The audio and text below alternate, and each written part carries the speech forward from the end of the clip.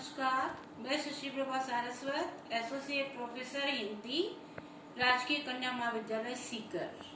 आज हम करेंगे कवि जयशंकर प्रसाद। जयशंकर प्रसाद जी की कालजी कृति है कामायनी।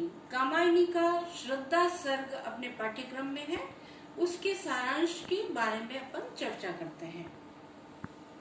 जब मनु चिंतित और किसी के प्रति अंतः पिपासा से व्याकुल थे, तभी उनके सामने नारी के मुख से निकला मधुर प्रश्न सुनाई पड़ता है। अरे संसार समुद्र के इस तट पर तरंगों से फेंकी हुई मणि की भांति तुम कौन हो? मनु का हृदय मधुर रस से भर गया। सामने देखते हैं तो गांधार देश के मुलायम भेड़ों के चर्म से कमी हुई एक सुंदर बाला खड़ी थी। मनु ने पूछा कि तुम कौन हो?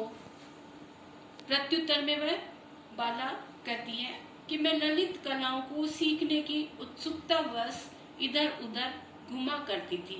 मन में कौतूहल जागृत था और मैं हृदय से सुंदर सत्य को खोज रही थी। घूमती हुई हिमगिरी पर पहुंच गई और धीरे धीरे पैर ऊपर बढ़ते गए और शेरी मालाओं का ये श्रृंगार देखकर आंखों की भूख मिट गई। मैं यहीं रहने लगी। एक दिन अपार सिंधु उमड़कर पहाड़ से टकराने लगा और ये अकेला जीवन निरुपाय ही बच गया।